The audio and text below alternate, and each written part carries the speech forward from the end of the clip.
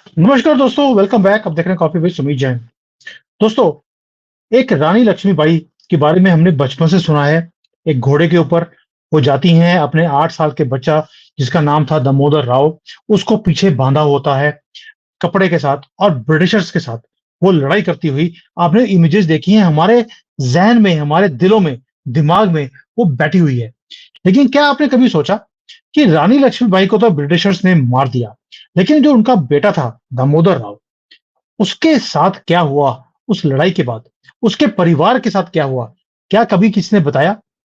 अभी एक चीज, एक स्टोरी मेरे सामने आई, और मुझे भेजी भी किसने है।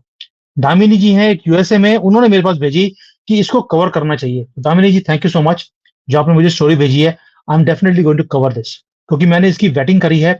वेटिंग करके पता लगा ये कहानी सच्ची है। और इंडिपेंडेंस जब हमें मिली 1947 में, उसके बाद किसी भी गवर्नमेंट ने उनका संज्ञान नहीं लिया, उनको पूछा तक नहीं। किसी ने भी ये पूछने की कोशिश नहीं करी कि दामोदर राव, जो रानी लक्ष्मीबाई का बेटा था, उसके साथ क्या हुआ। वो प्रिंस था झांसी का जब रानी लक्ष्मीबाई मारी गई। लेकिन बहुत कम लोग हैं जिन्हें पता है कि उसके साथ क्या हुआ। और उसकी अगली 5 जनरेशंस भारत में आज भी रहती हैं, रही हैं। गुमनामी की जिंदगी इंदौर में वो रह रहे हैं। और आप सोच के देखिए, कहाँ रहते हैं वो? अहिल्या नगरी में। क्यों? अहिल्या नगरी उन्हीं के जो पूर्वज हैं उनके नाम पर है। लेकिन किसी भी गवर्नमेंट के आदमी ने, किसी पब्लिक सर्वेंट ने कभी भी आगे आकर उनकी जो जो पूरी पीढ़ियां थी रानी लक्ष्मीबाई की, उनको सपोर्ट नहीं किया। किराए के घर में रहते हैं वो आज भी। पॉवर्टी में कितने लोग हैं जो मारे गए, मर गए, जिंदगी गवा दी उन्होंने। ओ भाई, रानी लक्ष्मीबाई की फैमिली गरीबी में मरी है इस देश में। यानी कि ये वैल्यू है हमारे हीरोज की। कोई एफर्ट नहीं डाला किसी ने उनको लोकेट करने के लिए, और वो रानी थी। और हुआ क्या है कि ये जो फैमिली है, 5 जनरेशन के बाद जाकर उनकी एक जनरेशन ने जाकर मकान खरीदा है। अभी तक किराए के मकानों में रहते रहे। कितनों तक गरीबी में दम घुट गया उनका। और ये अभी अभी रिसेंटली वो नागपुर में शिफ्ट हुए हैं, जो उनकी 6th जनरेशन आई है। और वो एक सॉफ्टवेयर कंपनी में काम करते हैं। लेकिन अभी भी गुमनामी की ही जिंदगी है। आप सोच के देखिए, अगर ये जो झांसी की रानी है, अगर आज जिंदा होती और देखती कि मेरे बच्चों के साथ क्या हो रहा है, क्या बीतती उनके ऊपर।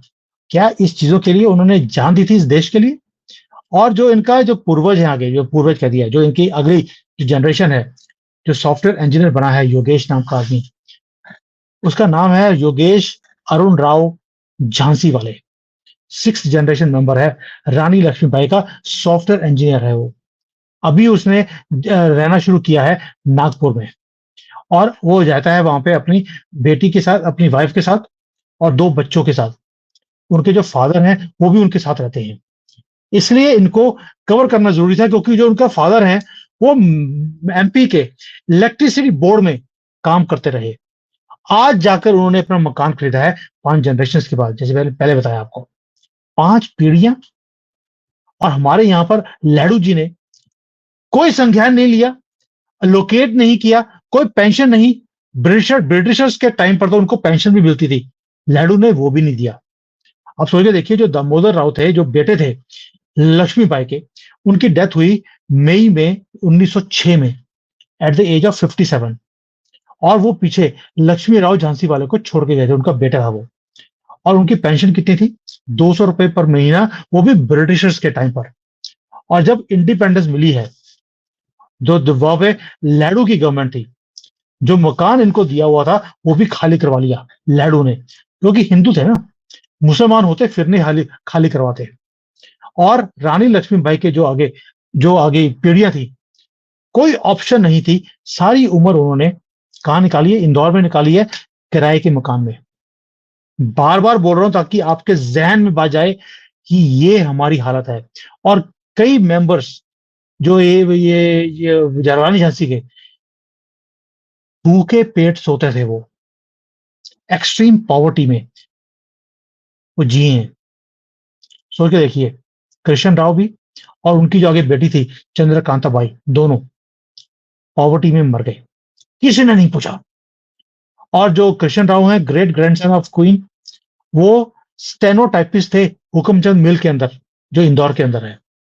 और पेंशन कितनी मिलती थी? 100 रुपए की, सेंट्रल गवर्नमेंट से और यूपी गवर्नमेंट से, दोनों से मिलाकर। और पूरी की पूरी लाइफ जो है वो रेंटेड मकान में निकालने के बाद 67 में उनकी भी डेथ हो गई और उसके बाद पेंशन मिलनी बंद। ये रानी झांसी की फैमिली का हाल है। 100 रुपए की पेंशन भी बहुत महंगी लगती थी कांग्रेस की गवर्नमेंट को, जो खुद अपने बर्थडे को बनाने के लिए एयरप्लेन के ट्रेवल करते थे, लाखों रुपए का खर्चा उस वक्त जब देश गरीब था। लेकिन रानी झांसी की फैमिली को पेंशन बंद कर दी क्योंकि महंगा था वो। और जो इनके पूरी फैमिली है, आज मैं जो कहूँ ना, शर्म से मेरा सर झुक रहा है कि रानी झांसी की फैमिली के साथ ये कुछ किया है। आप सोच के देखिए, जो भगत सिंह है, बाकी हैं, इनकी फैमिली के साथ क्या होगा। मुझे लगता है उनको भी किसी ने पूछा नहीं होगा कि उनके साथ क्या हुआ, उनकी अगली पीढ़ियों के साथ क्या हुआ। और ये जो फैमिली है, इतनी अनफॉर्चुनेट कि ये नेहरू और कांग्रेस के शासन में डिसग्रेसफुली इनके साथ ट्रीट किया गया। उन्हें लोकेट करने की भी कोशिश नहीं करी किसी ने कि ये है कहां पे। जहां तो उनको ऑनर देना चाहिए था कि आपके कारण जो 57 में हमारी फर्स्ट फ्रीडम मूवमेंट शुरू हुई थी, आपकी जो दादी परदादी थी उसके कारण हुई थी, और हमारी किताबों में हमें पढ़ाया जाता है। लेकिन उल्टा किया क्या हमने? पूछा ही नहीं, ऊपर उनकी घर छीन लिए, पेंशन भी बंद कर दी।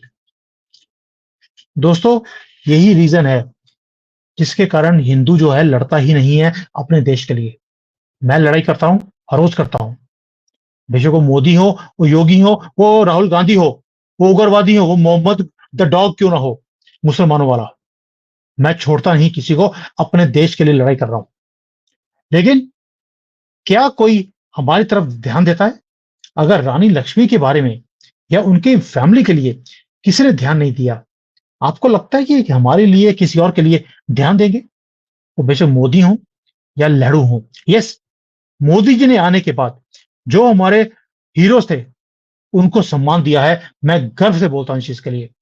हमारा जो एक मेमोरियल होता है, आर्मी वाले चीखते रहे कि हमें जो हमारे सोल्जर्स मरे हैं उनके लिए एक मेमोरियल चाहिए, वो बनाया उन्होंने, जो कि लहड़ू ने और उनकी आगे गंदी फैमिली ने होने ही नहीं दिया। कि भारत के हीरोज, क्योंकि उसमें मुसलमान तो कभी हीरो होते ही नहीं थे, मुसलमान तो सिर्फ दंगा दंगा करने के लिए, पत्थर मारने के लिए, या हमारी आर्मी की पीठ में छुरा घोंपने के लिए यही काम किया इन्होंने। जो हीरो थे वो हमेशा हिंदू रहे, और हिंदुओं का सम्मान मिल जाए इस देश में लहड़ू के होते हुए पॉसिबल नहीं था। इसलिए कभी भी मेमोरियल नहीं बनाया गया। मोदी जी ने आते ही पहला काम यही किया है। और जो हमारे फॉरेन हीरोज हैं, जो हमारे हीरोज थे, पूर्वज थे, जो इतनी बड़ी बड़ी उनके पास सिद्धियां थी, जो काम किए, उन सबको सम्मान दिया है। ये काम मोदी जी ने किया। लेकिन मोदी जी ने इस फैमिली के बारे में, या इन्होंने भी, मुझे लगता है इनकी नजर से निकल गया, लेकिन हमारी नजर में आया है तो मैंने वीडियो बनाया है। So thank you so much जिन्होंने मुझे, दामिनी जी मुझे बोला अपने वीडियो बनाने के लिए, मैंने बनाया है।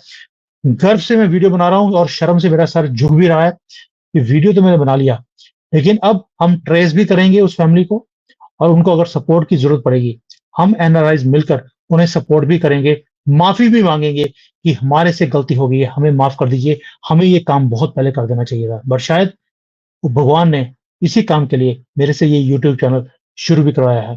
थैंक यू दोस्तों, आपके प्यार के लिए, आपके सपोर्ट के लिए। Thank you. जय हिंद। वंदे मातरम।